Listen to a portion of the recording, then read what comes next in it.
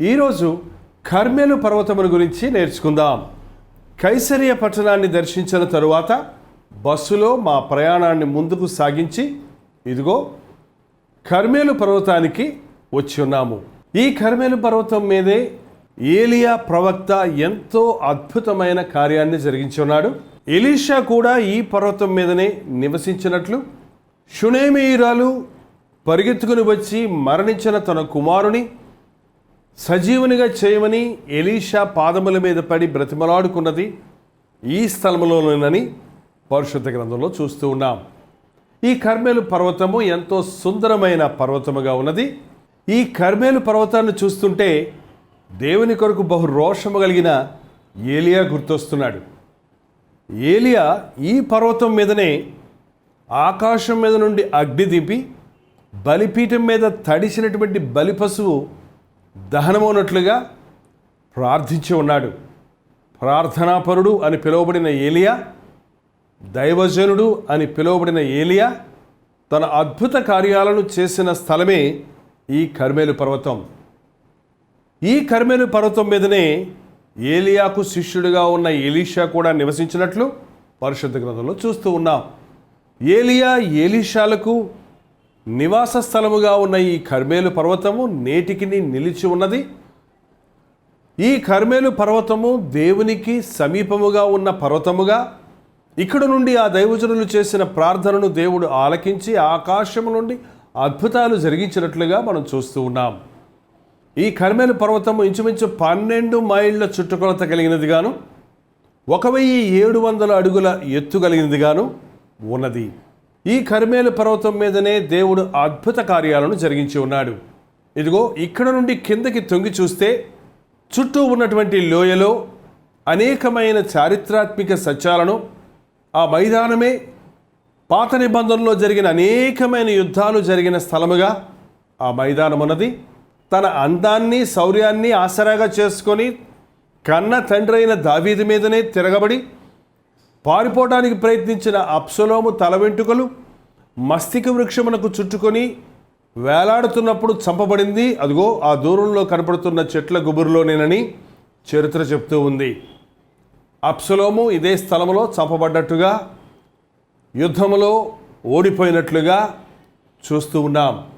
అదిగో ఆ మూల కనబడే స్థలమే దుర్మార్గురాలు అని పిలువబడిన యెజబేలు తన భర్తను, తన రాజ్యాన్ని విగ్రహారాధనకు గురిచేసి అన్యాయానికి, క్రూరత్వానికి చోటిచ్చినటువంటి యెజబేలును బట్టి ఏలియా ప్రవచించినట్లుగా అదిగో ఆ కనబడే స్థలంలోనే యెజబేలు మేడ మీద నుంచి క్రింద పడ్డప్పుడు కుక్కలు వచ్చి ఆమె రక్తము నాకినవి అని చెప్పబడిన స్థలమని చరిత్ర చెప్తూ ఉంది.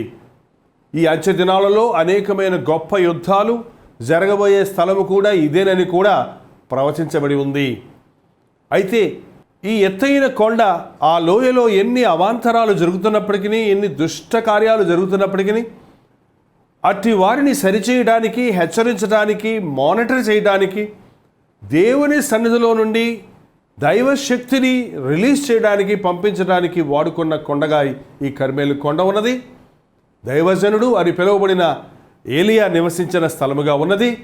ఇదే స్థలములో అబద్ధ ప్రవక్తలందరూ కూడి వచ్చినప్పుడు యెహోవాయే నిజమైన దేవుడు అని నిరూపించినట్లుగా వారు ప్రొద్దున నుండి సాయంత్రం వరకు ఎన్ని కేకలు పెట్టినప్పుడు, ఎటువంటి జవాబు దొరకకపోయినప్పుడు, ఏలియా ఆకాశం వైపు కనులెత్తి ప్రార్థించినప్పుడు దేవుడు అద్భుతంగా ఆకాశము నుండి అగ్నిని దింపి తడిసినటువంటి బలి పశువులను దహించినట్లుగా జనులందరూ యెహోవాయే దేవుడని సంబరముతో గంతులు వేసినట్లుగా, అబద్ధ ప్రవక్తలు పట్టబడి చంపబడినట్లుగా పరిశుద్ధ గ్రంథంలో చూస్తున్నది ఇదిగో ఇదే స్థలంలోనని ఇక్కడ ఆనాటి బలిపీఠానికి గుర్తుగా ఈ స్థలములో ఇదిగో ఇప్పుడు ఏలియా యొక్క స్టాచ్యూ ఇక్కడ కట్టబడి ఉన్నది. ఎలాగూ దేవుని కొరకు రోషము కలిగిన ప్రవక్తగా ఈ ఏలియా ఉన్నాడో, ఆయన మీద ఉన్న ఆత్మను రెండంతలుగా పొందిన ఎలీషా రెండంతల అద్భుత కార్యాలు చేయటం, ఇదే స్థలంలో ఆయన నివసించి ప్రార్థించి దేవుని సన్నిధిని అనుభవించడం పరిశుద్ధ గ్రంథంలో మనం చూస్తూ ఉన్నాం. ప్రపంచంలోనే మొట్టమొదటి మోనస్టీ శిష్యత్వ శిక్షణ ప్రారంభించింది ఇదే స్థలంలోనే ఏలియా ప్రారంభించిన ఆ గురుకులం లేక ఆ శిష్యత్వ శిక్షణ ఈనాటి వరకు కొనసాగుతూనే ఉన్నది. ఇప్పుడు ఒక మోనెస్టీ ఇక్కడ ఉన్నది, ఇక్కడ ఒక లైబ్రరీ ఉన్నది. ఇదిగో ఈ పైకెక్కి చూస్తే ఈ చుట్టూ ఉన్న దృశ్యాలు ఎంతో సుందరంగా, చరిత్రను గుర్తు చేసేవిగా, బైబిల్ సత్యాలను బయలుపరిచేవిగా ఉన్నవి. అన్నిటికంటే ముఖ్యముగా ఈ స్థలంలోనికి వచ్చి నిలబడ్డప్పుడు ఆ ఏలియా మీద ఉన్నటువంటి ఆత్మ, ఆ రోషము కలిగిన, ధైర్యము కలిగిన, దేవుని నామాన్ని మహిమపరచాలని ఆశించినటువంటి ఆ పరిశుద్ధాత్మ యొక్క శక్తిని పొందాలనే ఆతృత కలుగుతూ ఉంది. ఆ దైవజనుడు ఎలాగూ దేవుని శక్తిని నిరూపించాడో ఈ అంచె దినాలలో ఏలియా వంటి ప్రవక్తలు, ఏలియా ఆత్మ కలిగిన వారు పాపమును ఖండించువారిగా, ప్రభువైన క్రీస్తు నామమును ప్రకటించువారిగా, ఆయన నామములోని శక్తిని నిరూపించే దైవజనులు కావాలని ప్రభు కోరుతూ ఉన్నాడు. ఈ ప్రాంతంలో నిలబడ్డప్పుడు ప్రభు అట్టి దైవజనుడిగా నన్ను చేయి అన్న ప్రార్థన నా హృదయంలో నుండి దేవుని సన్నిధికి చేరడం, నాకు తెలియకుండానే ప్రార్థించటం నేను గమనిస్తూ ఉన్నాను. ఈ స్థలంలో మనం చూస్తూ ఉన్నప్పుడు ఎన్నో విషయాలను, ఎన్నో సత్యాలను, ఎన్నో సంగతులను, బైబిల్లో ఉన్న అనేకమైనటువంటి రిఫరెన్సులు, నెరవేర్పును ఈ స్థలంలో చూడటం ఆశ్చర్యకరంగా ఉంది. ఇది కర్మేలు పర్వతము, ఏలియా నివసించిన స్థలము, ఎలీషా నివసించిన స్థలము. ఆకాశము నుండి అగ్ని దిగి దహనబలిని దహించినప్పుడు యెహోవాయే దేవుడు అని ప్రజలందరూ కేకలు వేసిన స్థలము, అబద్ధ ప్రవక్తలందరూ పట్టబడి చంపబడిన స్థలము. చిన్న ప్రార్థన. పరిశుద్ధుడా, ప్రేమగలిగిన తండ్రి, ఈ కర్మేలు పర్వతం మీద నిలబడి నీ సన్నిధిలో ప్రార్థించడానికి ఇచ్చిన ఈ భాగ్యము కొరకు వందనములు. ఆనాడు ఏలియా నీ సన్నిధిలో ప్రార్థించినప్పుడు అద్భుతముగా ఆకాశమును తెరిచి ఆ అగ్నిని దింపి దహనబలిని దహించినట్లుగా చేసినట్లుగా ప్రభువా, ఈరోజు నీ అగ్ని మా మీద కొమ్మరించబడినట్లు, మాలోని చెత్తంతా దహించబడినట్లుగా, మా హృదయములు నీకు అంగీకారమైనవిగా సజీవ యాగముగా మారునట్లుగా నీ పరిశుద్ధాత్మ అభిషేకమును కలుగజేయము. యేసు క్రీస్తు నామములో అడుగుచున్నాను తండ్రి, ఆమేన్.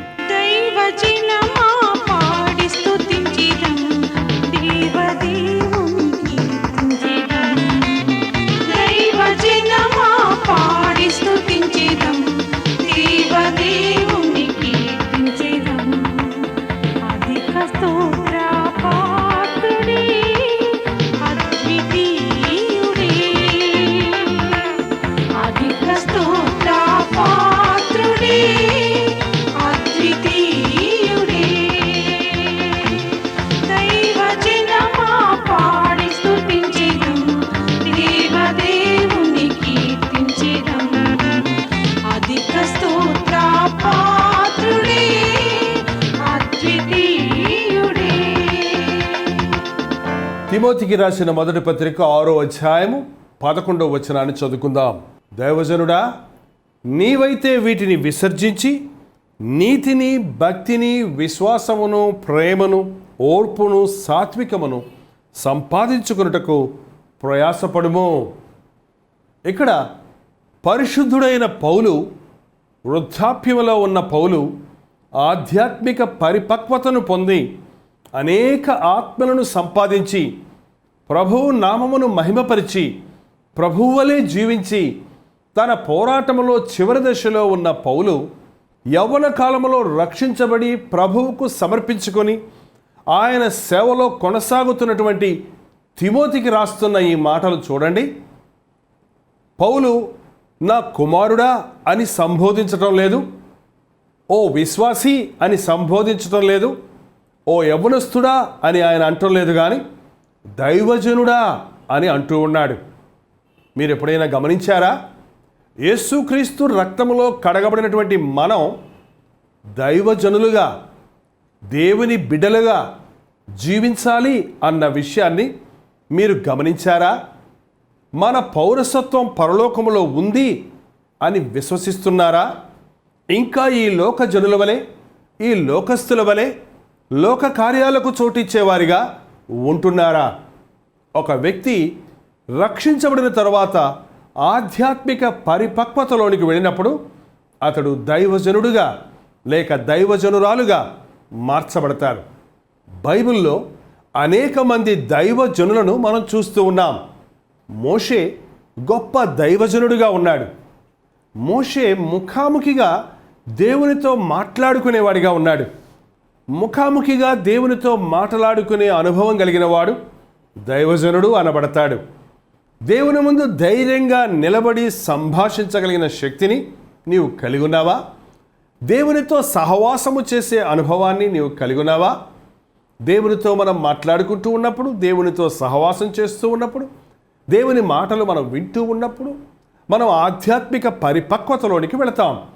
మోషే దైవ శక్తిని పొందాడు, కారణం దైవజనుడిగా ఉన్నాడు, కారణం దేవునితో ముఖాముఖిగా మాట్లాడుకునే అనుభవాన్ని కలిగి ఉన్నాడు. ఈ రోజున అనేక మంది దేవుని బిడ్డలు అని పిలువబడుతున్నారు, కానీ దేవుని నామాన్ని ధరించి ఉన్నారు, కానీ దైవ శక్తి లేనివారుగా, వ్యక్తిగత జీవితంలో ఎటువంటి వ్యత్యాసము లేనివారుగా ఈ లోకస్తులతో పాటు సమమైన పాళ్లలోనే జీవించేవారిగా ఉంటూ ఉన్నారు. అయితే నీవు యేసుక్రీస్తును నీ రక్షకుడిగా అంగీకరించిన తరువాత నీలో ఒక ప్రత్యేకతను నీ చుట్టూన్న వారు చూడాలని, నీలో క్రీస్తు యొక్క సారూప్యము కనబడాలని, నీవు క్రీస్తు యొక్క శక్తిని పొంది నీ చుట్టూన్న వారిని వారి బంధకముల నుంచి, వారి ఆ సమస్యల నుండి, వారి యొక్క వ్యాధుల నుండి, వారి బలహీనతల నుంచి వారికి ఒక మంచి మార్గదర్శిగా ఉండినట్లుగా, వారిని విడిపించగలిగినట్లుగా జీవించాలని ప్రభువు ఆశిస్తూ ఉన్నాడు. దైవజనుడా, నీవైతే ఈ లోకములో ఉన్న వాటిని విసర్జించి నీతిని, భక్తిని, ప్రేమను, విశ్వాసమును సంపాదించుకున్నట్టుకు ప్రయాసపడుము అని పౌలు తిమోతికి రాస్తూ ఉన్నాడు. దైవజనుడు అని పిలువబడిన మరొక వ్యక్తి సమూయేలు. సమూయేలుని గురించి బైబిల్లో ఇలా రాయబడి ఉన్నది. ఇదిగో ఈ పట్టణంలో దైవజనుడు ఒకడు ఉన్నాడు, అతడు మహాగణుడు, అతడు ఏ మాట చెప్పునో ఆ మాట నెరవేరును. దైవజనుని నోట నుండి వచ్చిన మాట అక్షరాల నెరవేరుతుంది. కారణం దైవజనుడు దేవునితో సహవాసము చేసి దేవుని మాటలను పొంది ఆ మాటలను ప్రజలకు ప్రకటిస్తాడు. దేవుని యొద్ద నుండి వర్తమానమును పొంది ఆ వర్తమానాన్ని దేవుని పక్షముగా ప్రకటించినప్పుడు అది ఫలిస్తుంది, అది జరుగుతుంది, అది నెరవేరుతుంది అన్న విషయాన్ని మనం చూస్తూ ఉన్నాం. సమూయేలు ఒక గొప్ప ప్రవక్తగా ఉన్నాడు, దైవజనుడిగా ఉన్నాడు. దైవజనుడు ఘనుడిగా ఉండాలని, దైవజనుడి యొక్క మాటలు దేవుని మాటలుగా ఉండాలన్న సత్యాన్ని సమూయేలు ప్రవక్తను చూసి మనం నేర్చుకుంటూ ఉన్నాం. దైవజనుడైన మోషే దేవునితో ముఖాముఖిగా మాట్లాడుకున్నాడు, దైవ శక్తిని భూలోకానికి దింపగలిగాడు, దేవుని యొక్క అద్భుత కార్యాలను చేయగలిగాడు. దైవజనుడు అని పిలువబడినటువంటి సమూయేలు మాటలు అక్షరాల నెరవేరినవి. సమూయేలు పెద్దవాడైనప్పుడు అతని నోటి మాటలలో ఒక్కటియూ తప్పిపోలేదని పరిశుద్ధ గ్రంథంలో చూస్తూ ఉన్నాం. దైవజనుడిగా, దైవజనురాలుగా జీవించాలని ఆశిస్తున్నావా?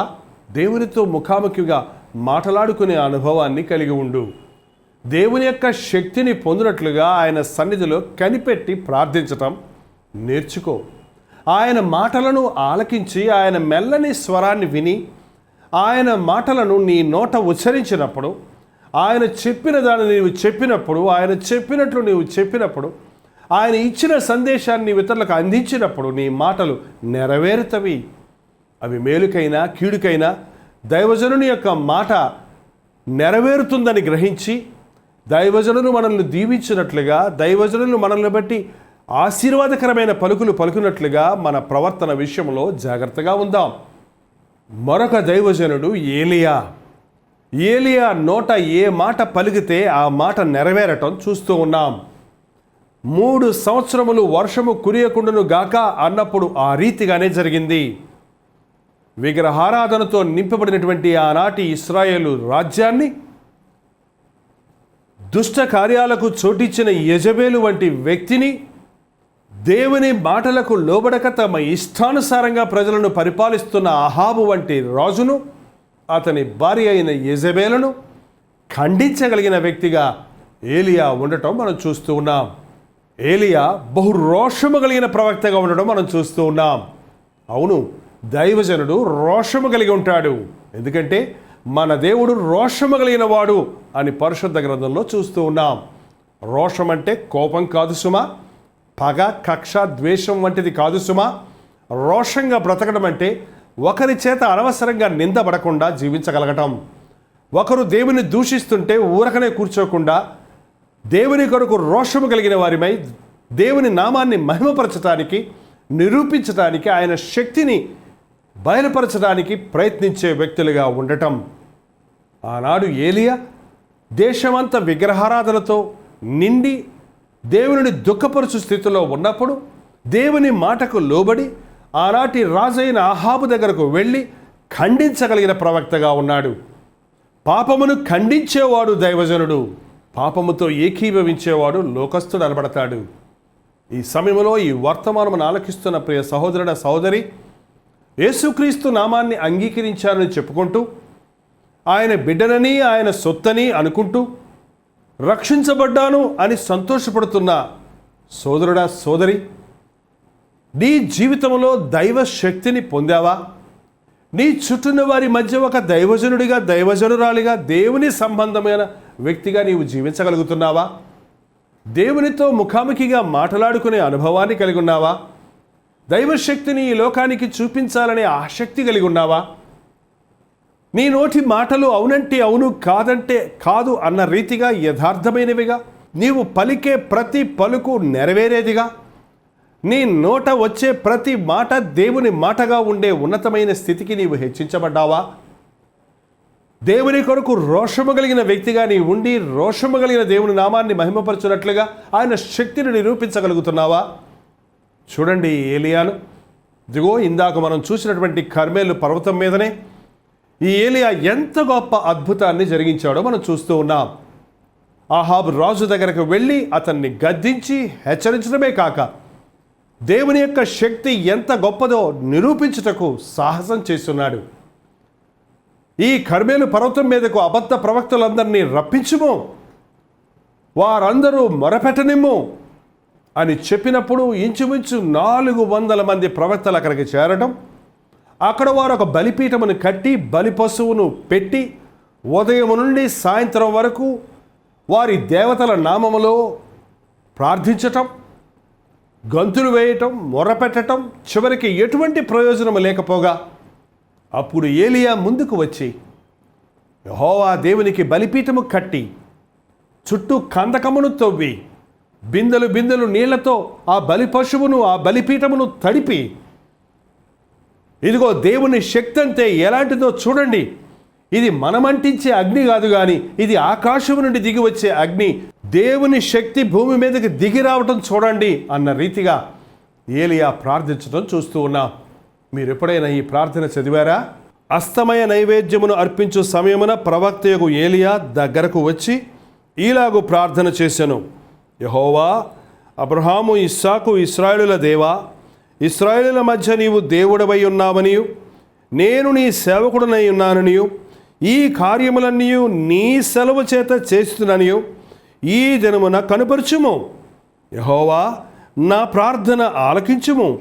యెహోవావైన నీవే దేవుడవై ఉన్నావనియు నీవు వారి హృదయములను నీ తట్టు తిరగజేయుదువనియు ఈ జనులకు తెలియనట్లుగా నా ప్రార్థన అంగీకరించుము. అతడు ఇలాగు ప్రార్థన చేయుచుండగా యెహోవా అగ్ని దిగి దహనబలి పశువును, కట్టెలను, రాళ్లను, బుగ్గిని దహించి కందకమందున్న నీళ్లను ఆరిపోచేసెను. అంతటా జనులందరూ దాన్ని చూచి సాగిలపడి యెహోవాయే దేవుడు, యెహోవాయే దేవుడని కేకలు వేసిరి. చూసారా? ఏలియా చేసిన ఈ ప్రార్థనలో నీవు దేవుడివై ఉన్నావనియు నేను నీ సేవకుడినై ఉన్నానని నిరూపించుము, కనుపరచుము అని ప్రార్థించినప్పుడు దేవుని యొక్క మహిమను చూచినట్లుగా ఒక అద్భుత కార్యం అక్కడ జరగడం చూస్తూ ఉన్నాం. దేవుని శక్తిని నిరూపించే వ్యక్తిగా నీ ఉన్నావా? దేవుని నామానికి అవమానం కలుగుతున్నప్పుడు, దేవుని దూషిస్తున్నప్పుడు యేసు క్రీస్తు యొక్క ప్రేమను ప్రకటించే వ్యక్తిగా, ఆయన యొక్క శక్తిని బయలుపరిచే వ్యక్తిగా నీ జీవితంలో దైవశక్తిని పొందున్నావా? దైవశక్తి లేనివాడు దైవజనుడు అని ఎలా పిలువబడతాడు? దేవుని జనాంగంగా మనం జీవించినప్పుడు, దేవుని సొత్తైన ప్రజలుగా మనం జీవించినప్పుడు, దేవుడిచ్చే పరిశుద్ధాత్మ శక్తిని మనం కలిగి ఉన్నప్పుడు ఆయన శక్తిని ఈ లోకానికి మనం కనపరచగలుగుతాం. ఆ 400 మంది ప్రవక్తలు, అనేక జనసమూహాలు ఈ కర్మేలు పర్వతం మీదకి కూడి వచ్చినప్పుడు ఏలియా వారిని అడిగిన ప్రశ్న చూడండి. ఎన్నాళ్ళు మట్టుకు మీరు 2 తలంపుల మధ్య తడబడుచుందురు? యెహోవా దేవుడైతే ఆయనను అనుసరించుడి, బయలు దేవుడైతే వానిని అనుసరించుడని ప్రకటన చేయగా జనులు అతనికి ప్రత్యుత్తరంగా ఒక్క మాటైనను పలుకకపోయిరి. ఈ రోజున అనేక మంది స్థితి ఇలాగే ఉండడం చూస్తున్నాం. ద్విమనస్సు కలిగి ద్వంద్వ విషయాలలో నిలబడి ఎటు తేల్చుకోలేని స్థితిలో, ఏ తీర్మానము చేయని స్థితిలో ఎమ్మతం సమ్మతం అన్నట్టుగా ఉండటం గమనిస్తూ ఉన్నాం. మన దేశంలో అంటుంటారు కదా, మౌనం అర్ధాంగీకారమని. ఇక్కడ యెహోవా దేవుడైతే ఆయనను వెంబడించండి, బయలు దేవుడైతే వానిని వెంబడించండి అని ప్రవక్త అయిన ఏలియా చెప్పినప్పుడు వారు ఒక్క మాటైనను జవాబు చెప్పలేదు. అయితే దేవుని శక్తిని వారు చూచినప్పుడు, దేవుని శక్తి అక్కడ నిరూపించబడినప్పుడు, ఎవరు నిజమైన దేవుడు అన్న విషయము ఆకాశము నుండి అగ్ని దిగి దహన బలిపీఠం మీద ఉన్న బలిని దహించినప్పుడు, అద్భుత కార్యాన్ని వారు చూచినప్పుడు యెహోవాయే దేవుడు అని ఒప్పుకొనక తప్పలేదు. యేసుక్రీస్తు యొక్క శక్తిని నోటి మాటలతో చెబితే సరిపోదు కానీ, యేసుక్రీస్తు గొప్ప దేవుడు అని మాటలతో ప్రసంగిస్తే చాలదు కానీ, యేసుక్రీస్తు లోకరక్షకుడు అన్న విషయాన్ని బోధించడంతో సరిపెట్టుకుంటే కుదరదు కానీ, ఆయన శక్తిని మనం నిరూపించగలిగినప్పుడు, ఆయన నామంలో ఉన్న రక్షణను మనం ఇతరులకు రుచి చూపించినప్పుడు, ఆయన ఇచ్చేటువంటి స్వస్థతను, ఆరోగ్యమును వారు అనుభవించినప్పుడు వారు యేసుక్రీస్తుని తమ రక్షకునిగా అంగీకరించక తప్పదు. అవును, బైబిల్లో మనం అనేకులను చూస్తూ ఉన్నాం. మా మట్టుకు మేము విని ఈయన లోక రక్షకుడు అని గుర్తించున్నాము, ఎరిగి ఉన్నాము అని ఒప్పుకొనడం చూస్తున్నాం. స్వస్థత పొందిన నయమాను, అవును లోకమందంతటియు ఇటువంటి దేవుడు మరొకడు లేడు అన్న విషయాన్ని ఒప్పుకొనడం చూస్తూ ఉన్నాం. ఆయన శక్తిని నిరూపించే ఏలియా వంటి ప్రవక్తలు, దైవజనులు ఈ దినాన అవసరమైనది.